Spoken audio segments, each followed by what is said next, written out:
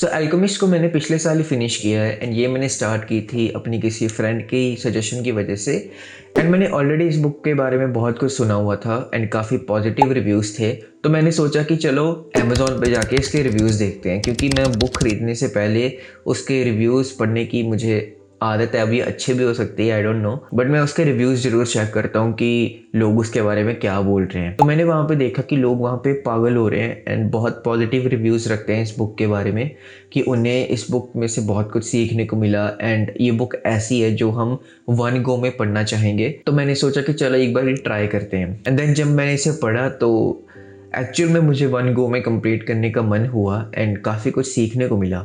ये बुक बिल्कुल वैसे नहीं थी जैसे मैंने सोचा था। मुझे लगा था कि इसमें कुछ डायरेक्ट सीखने को कुछ मिलेगा, बट ये एक स्टोरी थी, एक जर्नी दिखाई है किसी पर्सन की एंड उस जर्नी में हमें काफ़ी कुछ सीखने को मिल सकता है। एंड टू बी ऑनेस्ट ये बुक मुझे भूल गई थी एंड मुझे ये रिमाइंड करवाना था अपने आप को कि ये इस बुक में क्या क्या था। तो मैंने सोचा कि चलो इसकी एक वीडियो बनाते हैं, इसकी 5 कोट्स पे वीडियो बनाते हैं, सो दैट कि मुझे भी रिमाइंड हो जाए एंड अगर आपने ये ऑलरेडी पढ़ी हुई है तो आपको भी वो सब लर्निंग्स दोबारा वापस याद आ जाएं।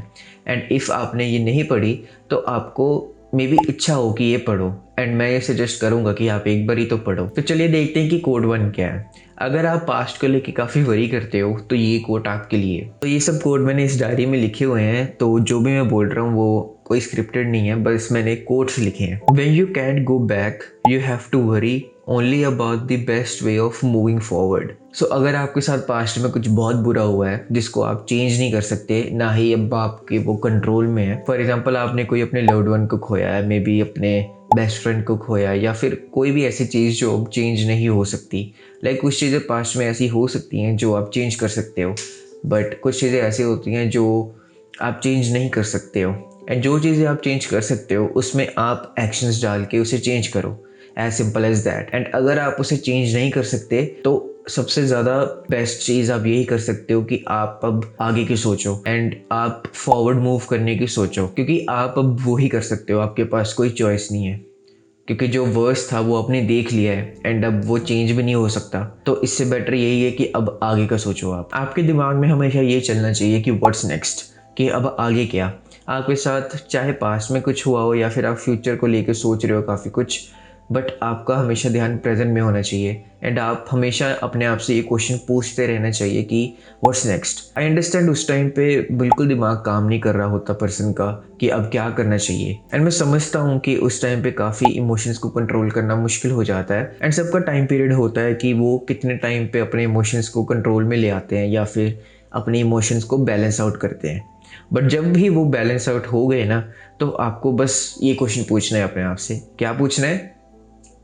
तो चलिए देखते हैं कि सेकंड कोट क्या है। There is only one way to learn, it's through action. I understand आपने ये बहुत सुना हुआ है कि दूसरों के एक्सपीरियंस से सीखो एंड जो गलतियाँ उन्होंने की है वो आप मत करो एंड देन आप एक स्मार्ट पर्सन कहलाओगे। बट द थिंग इज कुछ चीज़ें आपको फर्स्टली स्टार्ट करनी ही पड़ेंगी, कुछ चीज़ें, कुछ एक्शंस आपको पहले लेने ही पड़ेंगे। आप जितना मर्जी दूसरों के मिस्टेक से सीख लो, बट आप एक्शंस अगर नहीं लोगे एंड आप फियर करोगे कि अगर आपके एक्शन से ये हो जाएगा, बट द थिंग इज़ आपको एक्शन खुद से एक बार ही लेना ही पड़ेगा। एंड जब आप वो एक्शन लेते हो तो उस जर्नी में आप ऐसा सोच सकते हो एंड उस टाइम पे आप अपने माइंड को ऐसी चीज़ें बता सकते हो जो आपने मे बी किसी पर्सन की गलतियों से सीखी थी।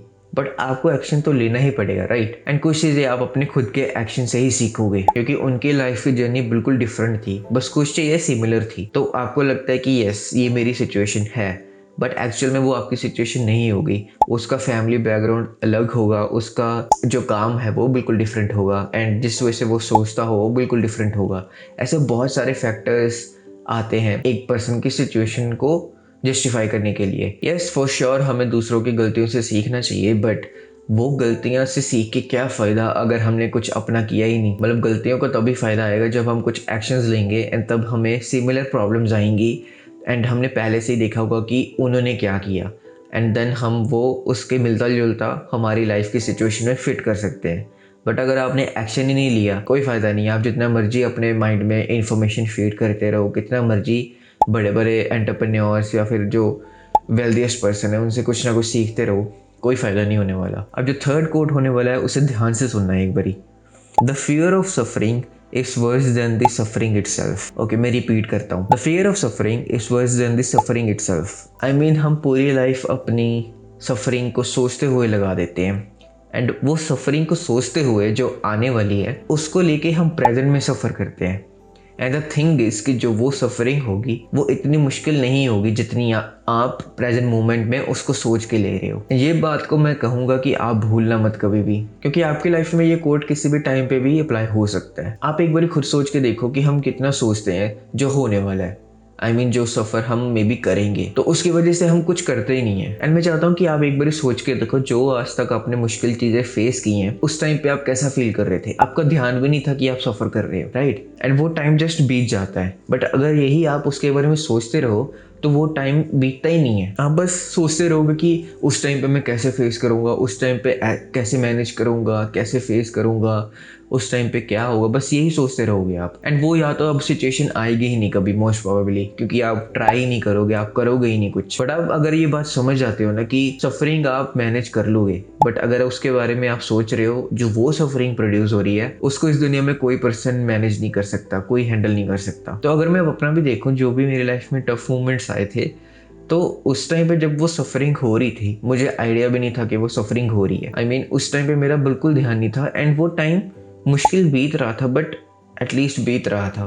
बट अगर हम फ्यूचर को लेके एंशियस होते हैं या फिर फ्यूचर को लेके आज ही सफ़र करते हैं तो वो टाइम आई फील लाइक कि स्टक हो जाता है, वो बीतता ही नहीं है, क्योंकि हम ग्रो नहीं कर रहे हैं. हम वही प्लेस पे पहले थे, वही प्लेस पे आज है, क्योंकि ना हमने कोई एक्शंस लिया बट ना ही हमने थिंकिंग पर्सपेक्टिव को चेंज करने की कोशिश की. तो वही जैसा पहले सोच रहे थे वैसा ही अब सोच रहे हैं. तो इसी वजह से मैं कह रहा हूँ कि इट्स लाइक कि टाइम स्टॉप हो चुका है आपके लिए. तो ये मेरा फेवरेट कोट है इन सारे पांचों कोट्स में से. तो एक बार सुनो. The world's greatest lie is that at a certain point in our lives we lose control of what's happening to us and our lives becomes control by fate. मतलब ये कह रहे हैं कि दुनिया का सबसे बड़ा झूठ ये है कि आपको ऐसा लग रहा है कि एक पॉइंट आपकी लाइफ में ऐसा आएगा जब आपका कंट्रोल लाइफ के ऊपर चला जाएगा. एंड इसकी वजह से मुझे भी बहुत एंग्जाइटी होती थी पहले, कि मुझे लगता था कि मेरी लाइफ में कुछ ऐसी सिचुएशंस आ जाएंगी, रिस्पॉन्सिबिलिटीज़ आ जाएंगी कि मेरा कंट्रोल चला जाएगा. लाइक इवन तो अब मैं जैसे जिम करता हूँ तो लोग मुझे बोलते हैं कि देखना जब तेरे पे रिस्पॉन्सिबिलिटीज़ आएंगी या फिर जब तू अपने काम में और बिजी होगा तब तुझे पता लगेगा कि ये मैटर नहीं करता या फिर इतना टाइम तो दे नहीं पाएगा एंड ऑल. तो ये कोट उन सबको आंसर है. मैं उनको नहीं दूंगा ऑब्वियसली, बट मैं खुद को दे सकता हूँ. एंड इसको सोच के मेरा माइंड पीसफुल हो जाता है. तो अगर आप भी इस चीज़ को लेके वरी करते हो ना कि ऐसा पॉइंट आपकी लाइफ में आएगा कि आप कंट्रोल नहीं कर पाओगे चीज़ों को, मतलब अगर आप प्रेजेंट को कंट्रोल करना सीख जाते हो तो ये कल भी प्रेजेंट रहने वाला है, परसों भी प्रेजेंट रहने वाला है एंड 10 साल बाद भी प्रेजेंट रहने वाला है. तो चलिए देखते हैं कि फिफ्थ कोट क्या है. You must understand that love never keeps a man from pursuing his destiny. If he abandons that pursuit it's because it wasn't true love. तो मतलब मैं देखता हूँ जिम में काफ़ी मेरे फ्रेंड्स आते हैं एंड वो जिम छोड़ देते हैं because of what ever reason.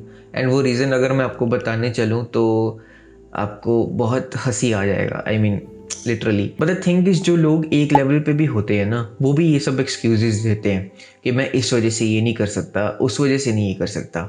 But ये कह रहे हैं कि अगर आप कोई चीज़ नहीं कर सकते किसी स्पेसिफिक रीज़न की वजह से एंड अगर वो रीज़न इन्वॉल्व हो चुका है तो इसका मतलब ये है कि आप उसको चाहते ही नहीं हो ट्रूली. मतलब कि आप जिस चीज़ों को भी पोस्टपोन कर रहे हो, जिस चीज़ों को भी छोड़ रहे हो किसी भी वजह से, वो चीज़ आपके लिए इतनी ज़रूरी नहीं है.